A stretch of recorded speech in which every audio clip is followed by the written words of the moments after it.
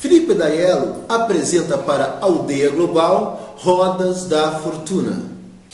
Bem, para os amigos da Aldeia Global, eu estou falando de Porto Alegre, eu sou um escritor local, meu nome é Felipe D'Aiello e eu vou falar alguma coisa sobre literatura. Hoje eu vou apresentar o meu 10º livro, chamado As Rodas da Fortuna. É um livro que tem um subtítulo falando de Espiral da Eternidade. Muitas pessoas me perguntam, qual a razão de escrever um livro? Que mensagem eu procurei deixar aos meus leitores? Já que é importante que a gente, através da escrita, deixe os seus pensamentos para que talvez no futuro outras pessoas analisem para saber o que eu pensava nessa época, tanta confusão no Brasil. Rodas da Fortuna é uma experiência interessante. Eu já tinha outros livros, inclusive eu utilizo um contraponto no meu 4º livro, porque os dois se complementam. Esse livro aqui, escrito em 2009, certo? Previa algumas catástrofes econômicas que iriam acontecer no Brasil. E elas estão se realizando de uma maneira fantástica. E aí eu digo, dentro das minhas palestras, quem aprende a enfrentar os tubarões, tantos dos nossos dias, certo? Terá a chance de acompanhar o que eu denominei de rodas da fortuna. Rodas dão uma ideia de continuidade, movimento, e elas vão para frente. Consequentemente, o conceito é de que o que eu ia escrever deveria falar de sucesso, de avanço, ao longo de anos. A minha intenção, interessante para muitas pessoas me perguntaram, eu queria escrever um livro sobre Bolsa de Valores. Mas, numa visita que eu fiz a um cemitério megalítico, talvez o mais famoso do mundo, no norte da Irlanda, mais de 6.000 anos, certo? Talvez a imagem mostre, certo? Tá? Eu descobri gravado na pedra uma espiral. Veja bem, alguém, há muito tempo atrás, deixou um pensamento, deixou uma mensagem na pedra. Uma espiral que aparecia de diversas maneiras, escrita para a esquerda, para a direita, em duplas, triplos. O que isso significaria? Bom, eu sou pesquisador, a minha formação, eu sou engenheiro, tá? Já fui pesquisador, já trabalhei com malucos como os físicos nucleares, e pessoas ligadas a quânticas, a filósofos. Então, eu aprendi a pesquisar. Eu comecei a estudar e achei interessante. Este artesão, esse escritor, 6.000 anos, deixou uma mensagem. Que mensagem é esta? Aí eu comecei a montar o meu livro. Ele começou a contar a nossa história, a história da humanidade. Ou seja, nós somos uma poeira no universo. Mas cada um de nós pode deixar um traço na espiral. E ela avança, ela vai para frente com sucesso em que aparecem os líderes, os bons professores. Certo?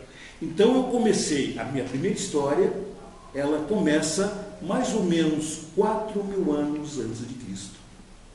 Certo? Nesse cemitério megalítico, aonde eu criei personagens fictícias, mas que poderiam ter vivido ali. Eu conheci o local, eu já tinha pesquisado. Eu adoro, digamos assim, ir em locais de escavações, de acompanhar os arqueologistas para descobrir o que o passado nos ensina. E utilizei uma técnica diferente. Cada episódio poderia dar origem a um romance. Por exemplo, o meu 6º trabalho, que é Onde Estão os Dinossauros, é um romance de aventuras. E ele se passa no deserto de Gobi, um local onde eu fiquei acampado quase 10 dias, um lugar isolado, sem comunicação, aonde os nossos dinossauros circularam, aonde eles foram os senhores do mundo. Certo? Mas eu utilizei uma técnica diferente. Eu não estava interessado em fazer romances longos. Cada episódio seria como se fosse uma pequena novela, uma técnica americana de tentar condensar em 30, 40 páginas o essencial. Ou seja, cada capítulo seria uma súmula de um romance de aventura. Então eu comecei a analisar. Eu tenho episódios que ocorrem em Cartago, em Roma, no tempo dos grandes imperadores. Inclusive eu cito um exemplo fantástico, que foi Galeno. Galeno foi um médico que durante 1000 anos, o que ele escreveu, o que ele disse era lei. Toda a medicina estava baseada no que ele havia visto escrito. E ele foi médico de 3 imperadores romanos. Imaginem, para a época, que pessoa, que personalidade teria capacidade de sobreviver à política de 3 imperadores, exatamente isso, as confusões que existem e que surgiam. Agora, o interessante é o seguinte: eu não fiz biografia de Galeno. Eu trabalhei com personagens secundários. Isso é uma técnica que é interessante, porque uma biografia te exige um trabalho gigantesco e você não pode errar em nada. Mas se eu escolher um personagem secundário, alguém que o acompanha em todas as suas peripécias, eu vou descrever o meu personagem secundário. Não sei se ele existiu ou não, poderia ter existido, mas ele é real, ele está acompanhando fatos que a história mostraram. Aí você começa a ver, tá, por uma outra ótica, o que é ser o segundo, mas ao mesmo tempo, mesmo sendo segundo, estar em primeiro plano. Certo? Então, o importante é que comecei a notar que ao longo da história, isso é importante, tá? Há algumas tribos, algumas regiões, alguns países sabem acompanhar as rodas da fortuna. Certo?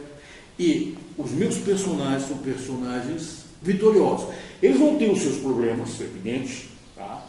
Eles vão superar. E aí a história mostra o interessante. Eu preciso ter unidade familiar, unidade tribal. Eu tenho que ter um conceito de comunidade, de sociedade. Eu tenho que ter bons mestres e bons líderes. E o mais importante é que a experiência dos mais antigos continue ao longo do tempo.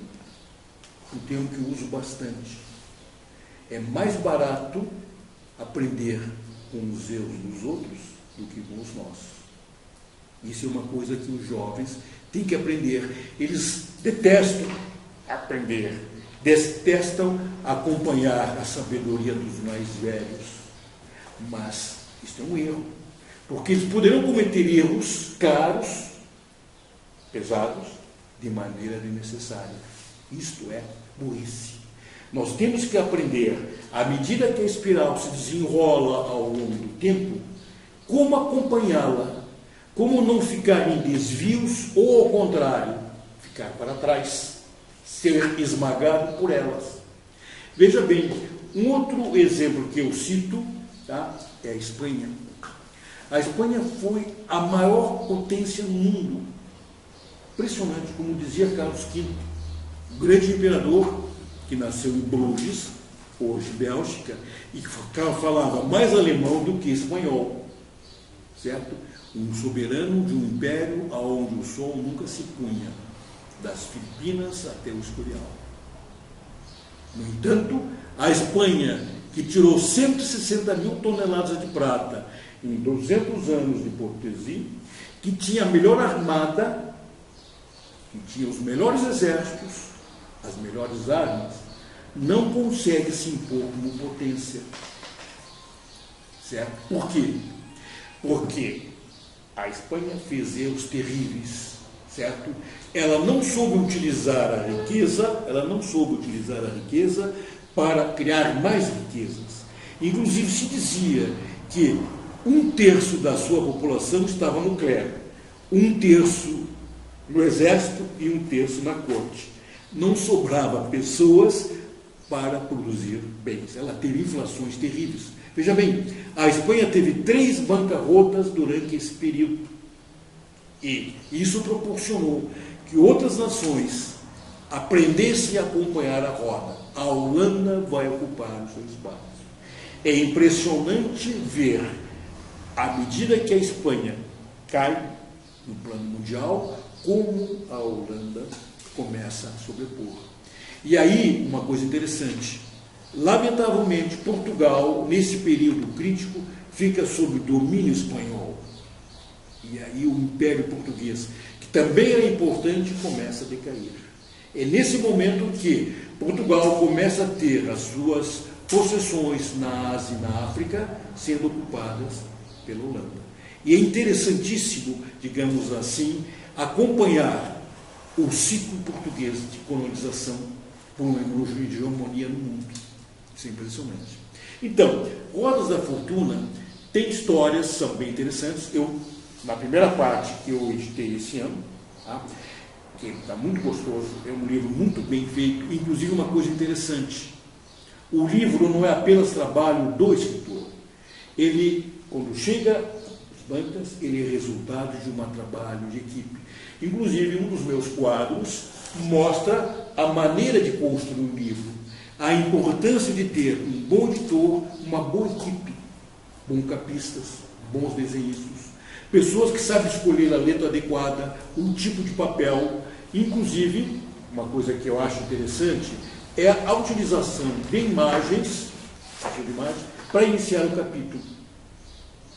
Hemingway dizia que o mais importante era a primeira palavra que eu colocasse na página em branco. Essa palavra poderia prender ou não o meu leitor. Então, isso é uma técnica que Charles Dickens usava. Charles Dickens é um outro escritor que eu acho fantástico, vai ser objeto de uma outra apresentação minha, ela já está preparada. Eu acho fantástico porque Charles Dickens foi um escritor realizado, um cara de fortuna. Quem visita a sua casa vê uma pessoa realizada. A louça dele era melhor, igual a de reis e de duques. O que ele comia, fantástico. Um cara realizado. Certo? Então, Rodas da Fortuna mostram, digamos assim, histórias que nos ensinam, dentro da literatura, a acompanhar o desenvolvimento da política, das religiões, das sociedades, dentro de um sentido de avanço. E, lamentavelmente, isso nós vamos ver, ainda é mistério, porque ainda não foi ditado, é o meu trabalho de 2016, a continuação de Rodas de Fortuna 2, onde eu começo em 1622, praticamente quando a Holanda tira o cetro do poder da Espanha, começa uma nova fase. Amsterdã será o porto mais importante do mundo. Até 1560, 80 foi Lisboa, era importante, mas isso desaparece. E eu vou, ao longo do tempo, chegar ao Brasil. Inclusive, eu tenho participado de alguns programas onde eu mostro os erros que nós estamos cometendo atualmente. Nós estamos num momento extremamente terrível, onde o Brasil, ao contrário do que ocorre no mundo, não vai para frente, nem para o estrado, por uma decisão ideológica, uma decisão política, que muitos acham correta. Eu tenho amigos completamente de visão oposta. Tudo bem, eu discuto com eles, eu não vou convencê-los nunca, mas eu posso mostrar que eles estão errados, certo? Porque é errado e mais idiota permanecer errado quando eu vejo que os resultados são os ruins. Se eu estou perdendo uma batalha, é inútil perder mais soldados. Eu tenho que ter uma retirada adequada, concentrar esforços para ficar vivo para lutar a batalha do dia seguinte. E aí eu fiz uma coisa um pouquinho, digamos assim, exagerada. Eu tenho um episódio por ano 3000 depois de Cristo. Posso estar errado. O que eu imaginei, não sei se vai acontecer. Eu não vou estar aqui para ser criticado. Para vocês terem uma ideia, Júlio Verne fez o mesmo. Ele fez uma previsão para 1999. Totalmente errado. Tá? Ele não acertou nenhuma, porque a evolução da humanidade é tão grande nessa aldeia global que tudo aquilo que a próxima geração vai utilizar ainda não está disponível. É impressionante. Nós já sabíamos disso, como eu, como engenheiro, já sabia que a evolução tecnológica, vocês não podem imaginar o que o computador alterou o mundo. Todo o sistema de comunicação é diferente. Nós temos possibilidades que mesmo uma pessoa pequena, com pouco capital, ele através da internet pode alcançar milhões de pessoas. É um novo nicho. A humanidade tem possibilidades gigantescas de avançar, de acompanhar a roda da fortuna. E o que é importante é que todos aqueles que têm poder, como professor, como pai, como político, ou na mídia, porque como dizia Francisco Rinieros, um grande médico e escritor argentino, criminoso é aquele que ensina aos jovens mentiras como se fossem verdades. E cabe às pessoas de responsabilidade apresentar o contraponto. Esse caminho não vai fazer as rodas da fortuna avançar. Esse caminho vai provocar a paralisação dos esforços. Esse caminho vai atrasar a roda, a espiral da eternidade.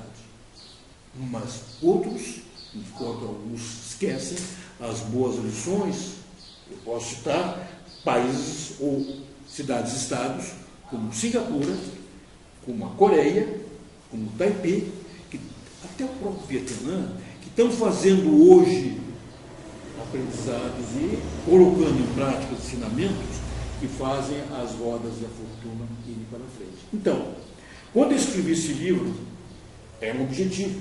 Eu tinha que escrever alguma coisa sobre riqueza, poder, ideologias, avanço. Mas, pouco a pouco, eu me dei conta que eu tinha na mão uma arma. O livro é uma arma. Nós podemos começar uma revolução pela escrita, certo? E Rodas da Fortuna se presta, pelo menos, para uma reflexão.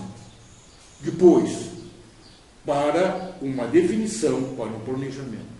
E depois, para a ação ou mesmo uma revolução. Então, como escritor, digamos assim, eu estou batalhando bastante pela literatura, porque a palavra escrita, a leitura, desenvolve o que nós chamamos de memória de longa duração. Os meios modernos, lamentavelmente, desenvolvem uma memória de curta duração. E isso não é bom para o sucesso da nova geração. Nós temos que incentivar a leitura de todas as maneiras. Inclusive, ler atrasa o mal de Alzheimer. E eu digo, escrever muito mais. Então, nós temos que incentivar tanto a leitura quanto a escrita. Isto é importantíssimo. E nós estamos ligados a um grupo luso brasileiro em Porto Alegre que congrega escritores que não têm ainda a possibilidade de escrever um livro, ou de editar um livro que está relativamente caro, mas através de cooperativas, através de associações, 30, 40 escritores, podem apresentar uma feira do livro, numa exposição, o seu trabalho, de uma maneira relativamente simples e barata, cooperativa. Ou seja, nós temos que ter união para ter sucesso, para que as rodas da fortuna possam avançar. Eu tenho a impressão que essa é a mensagem que eu poderia dar. Nós temos que ler, escrever, no meu dia assim. Se eu puder, eu vou ler. Agora, melhor se eu escrever o meu livro. Eu vou ser um professor. E eu tenho que ser um professor que traga boas lições. Porque mais lições nós estamos cheios. Eu, inclusive, tinha às vezes discussões com os meus professores de literatura. Eu comecei a escrever relativamente tarde. O meu primeiro livro eu lancei em 2006, certo? Passei boa minha parte, mais na parte de engenharia, muito bem. Mas uma coisa é que eu aprendi, tá? Nós temos que escrever, nós temos que lutar pelos nossos ideais, sermos bons professores. Por isso, Rodas da Fortuna. Muito obrigado pela atenção. Obrigado, amigos da nossa aldeia global. Porto Alegre, saúde a vocês. Obrigado.